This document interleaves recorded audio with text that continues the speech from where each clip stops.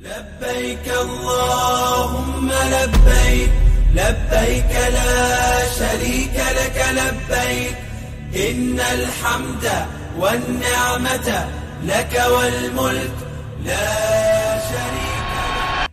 Bapak Ibu sekalian, setelah berakhirnya 10 hari pertama bulan Dzulhijjah, ternyata Allah masih sayang kepada kita. Ternyata Allah masih cinta kepada kita. Allah masih menyediakan 3 hari yang tidak kalah agungnya, yang kita kenal dengan hari Tasyrik.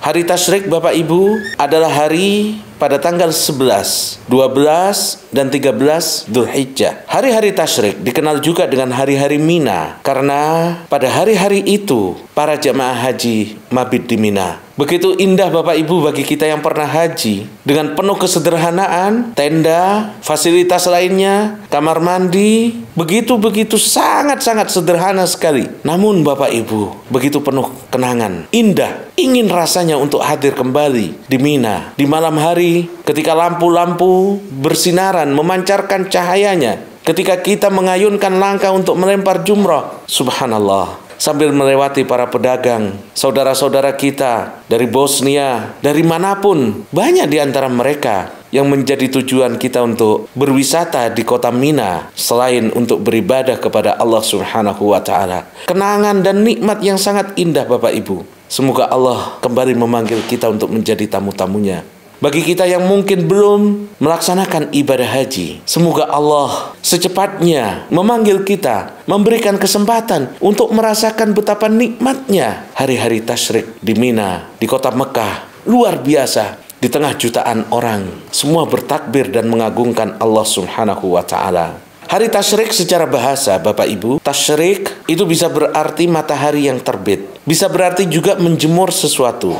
Dinamakan dengan hari Tasyrik karena pada hari-hari itu dulu orang-orang pada menjemur daging hewan kurban. Bapak Ibu sekalian, tanggal 10 adalah menyembelih hewan kurban. Lalu kemudian sebagian oleh Rasulullah diminta untuk dimakan, sebagian disedekahkan, dan sebagian disimpan. Maka dulu dikeringkan, belum ada kulkas, belum ada macam-macam. Nah, tanggal 11 itu digunakan untuk mengeringkan dan menjemur daging hewan kurban. Maka dinamakan sebagai Ayyamut Tasyrik, atau hari menjemur sesuatu, atau hari di mana matahari terbit. Bapak Ibu sekalian, hukum seputar hari Tasyrik. Yang pertama, hari Tasyrik, awal hari Tasyrik yaitu tanggal 11, termasuk hari yang sangat agung. Rasulullah SAW bersabda, sesungguhnya hari yang paling agung, a'zamul ayyam indallah, hari yang paling agung di sisi Allah Subhanahu wa Ta'ala adalah hari Idul Adha dan Yaumul Qar. Beliau mengatakan Yaumun Nahri wa Yaumul Qar, hari nahar atau menyembelih hewan kurban yaitu tanggal 10, dan keesokan harinya yaitu tanggal 11 Dzulhijjah, awal hari-hari Tasyrik.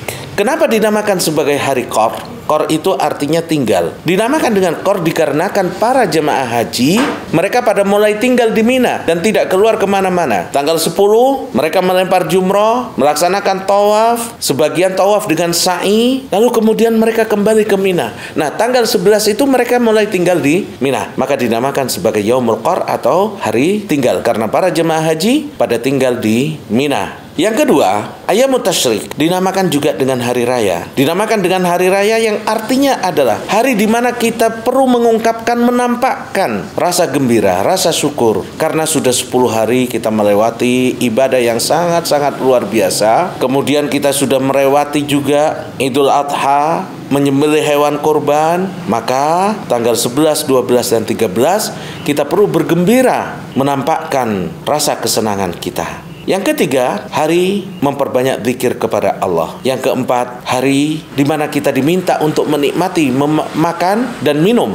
Lalu kemudian yang kelima, hari di mana kita dilarang, dimakruhkan untuk berpuasa. Rasulullah SAW bersabda, Ayyamut Tasyrik, hari-hari Tasyrik, ayyamu aklin wa syurbin, adalah hari-hari di mana kita diminta oleh Rasulullah untuk menikmatinya dengan makan dan minum. Di situ ada hewan kurban, kita bisa makan dan minum. Orang-orang fakir miskin yang awalnya sangat susah untuk makan daging, dengan adanya pembagian dari orang-orang yang mampu dan kaya, dia bisa merasakan Maka tanggal 11, 12, dan 13 dianjurkan kita untuk makan dan minum, dan dilarang oleh Rasulullah SAW untuk berpuasa. Namun juga ingat Bapak Ibu sekalian, tidak hanya ayyamu aklin wa syurbin, tidak hanya sebagai hari makan dan minum, namun juga ayyamu dzikrin, hari berzikir kepada Allah Subhanahu wa Ta'ala, yang dengan zikir-zikir itu kita berharap bisa mendapatkan surga Allah yang tertinggi.